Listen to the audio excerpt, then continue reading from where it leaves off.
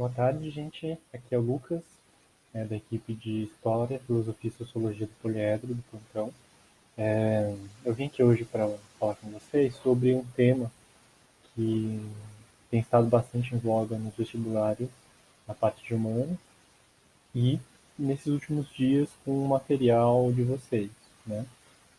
Esse assunto é a sociologia do Durkheim e alguns conceitos principais que vocês têm tido dúvidas que a gente analisou que tem ser revisto ou ser relembrado aqui no plantão, tá bom? Eu fiz aqui um pequeno texto aqui na minha esquerda e eu queria retomar com vocês os pontos principais da sociologia do Durkheim, resumidamente, tá bom? Em primeiro lugar, a gente tem o conceito de fato social, né, que é o conceito que ele é básico da ideia de sociologia enquanto uma ciência, que é a ideia de que essa tal dessa ciência, esse estudo aspirante à ciência na época, no fim do século XIX, começo do XX, iria estudar fatos que não são individuais, que são fatos que só se explicam por conta de forças coletivas, ou forças como, né, gosta de falar o Durkheim, forças sociais. Então, o que ele está interessado em objetificar, em estudar, são fatos que têm conotação coletiva, não se explicam só por uma vontade individual, mas explicam-se por forças que estão fora do indivíduo, que inclusive às vezes acontecem de cima para baixo, oprimem o indivíduo, né? São forças também que ou de cima para baixo vão influenciar esse indivíduo, né? Mas ao mesmo tempo a gente pode pensar que são forças sociais ou instituições sociais que existem desde antes do indivíduo, esse indivíduo existir, por exemplo, né? Dar um exemplo para vocês: quando a gente nasce, a escola já está lá, a polícia já está lá, o hospital já está lá. Então cabe a gente na nossa educação, vamos dizer assim, atrair para a gente, né? Aprender como utilizar-se dessas instituições e abraçar esses ritos sociais e tal, né? Então são forças externas ao indivíduo que moldam ele. Esses são os fatos sociais.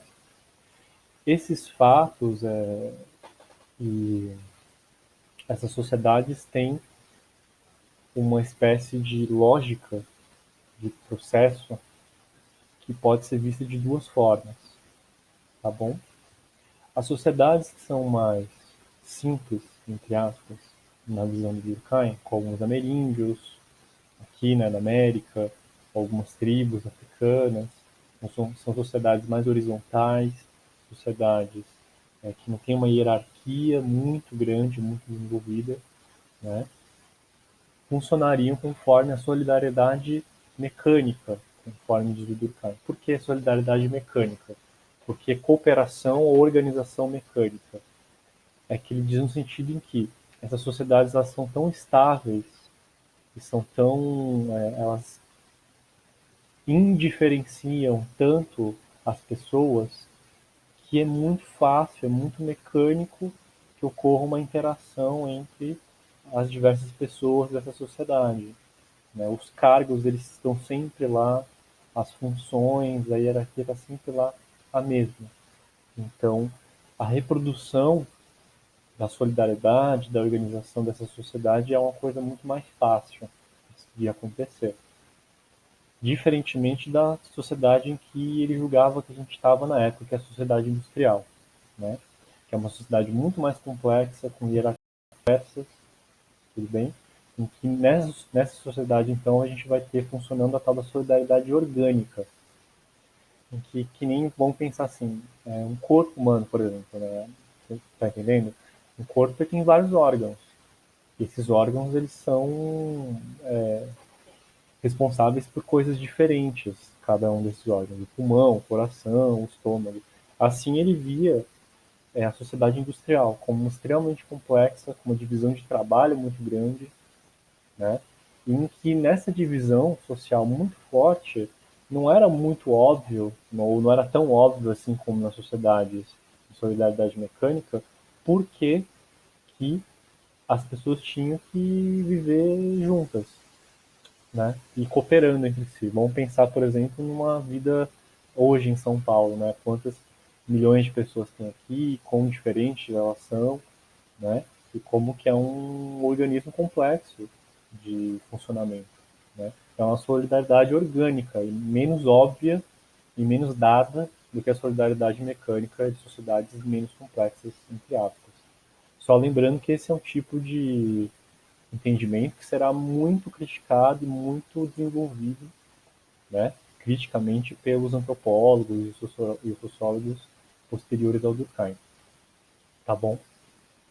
Principalmente um cara chamado Levi-Strauss, que vai falar também de como que outras sociedades, que ele chamaria de mecânica, o Durkheim, são muito complexas também, tá bom? Enfim, a gente vai chegando no fim desse vídeo para falar sobre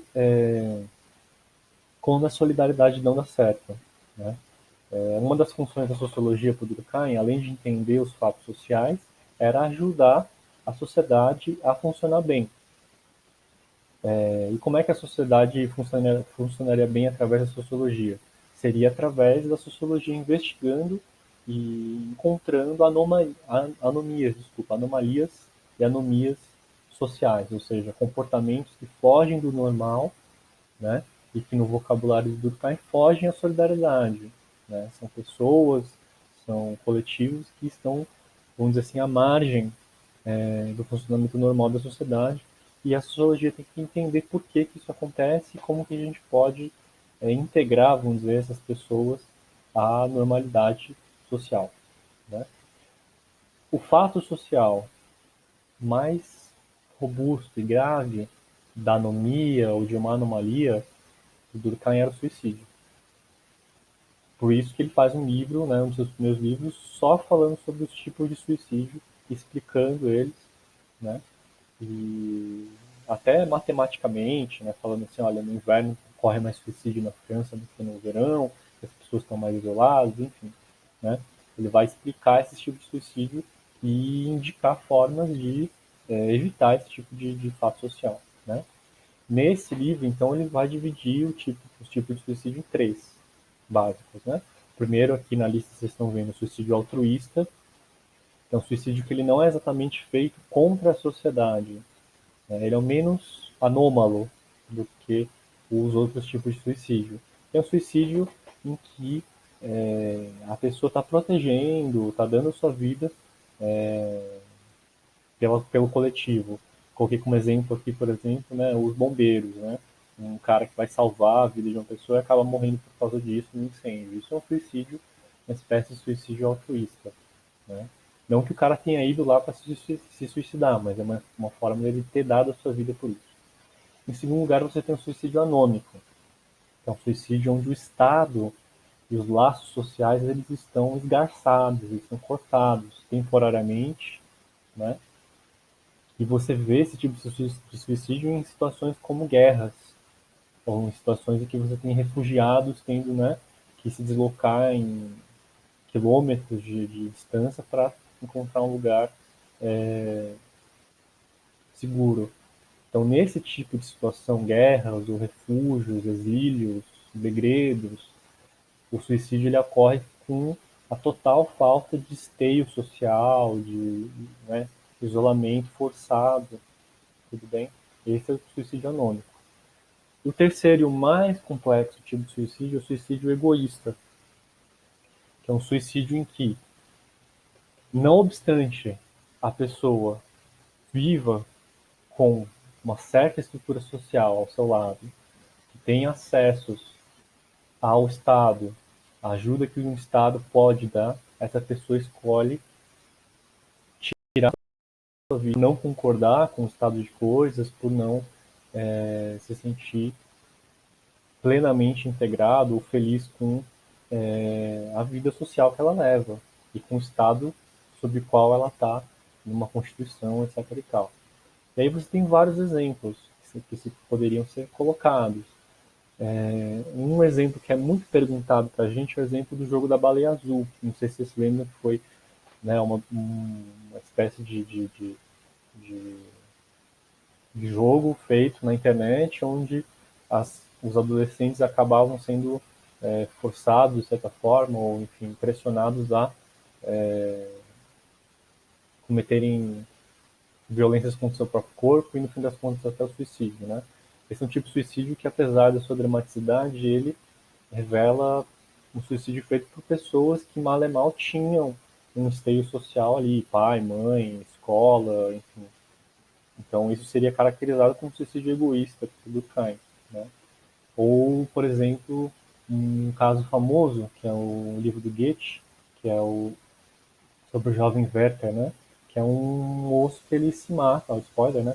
Ele tira a sua vida porque o amor da vida dele não corresponde a ele. Então é um suicídio de uma pessoa que tem a sua vida regrada, de certa forma, tem bases e mesmo assim ele escolhe retirar sua vida. Tudo bem, esse seria então um suicídio egoísta, segundo Durkheim. E, por final, né, mesmo eu só queria, né, deixar um bônus para vocês, que é fazer meio que uma crítica a esse nome que o Durkheim dá para esse último tipo de suicídio egoísta. Né? Que é como se o Durkheim estivesse falando que essa pessoa que se suicidou nesse tipo de contexto, ele é contra a sociedade, ele se acha melhor que a sociedade que o criou, então ele é egoísta, é uma coisa movida pelo ego, né? E que basta essa pessoa se adaptar à sociedade, adaptar os meios sociais, ao Estado, para que ele não queira, né, tirar a sua própria vida, ou que ele não se sinta com, né, um mal-estar, certo? E isso tem uma resposta, né, crítica pelo próprio Freud, criador da psicanálise, que era contemporâneo do Durkheim. Num livro especificamente chamado Mal-Estar na Civilização, o Freud diz que é justamente o normal que leva à neurose, à psicose, à depressão. Então, para o Freud, a normalidade da sociedade, o trabalho, as relações sociais que muitas vezes são abusivas, a família, com a polícia, no trabalho, enfim, essas relações consideradas normais pelo Durkheim são justamente as coisas que fazem as pessoas sofrerem. Né?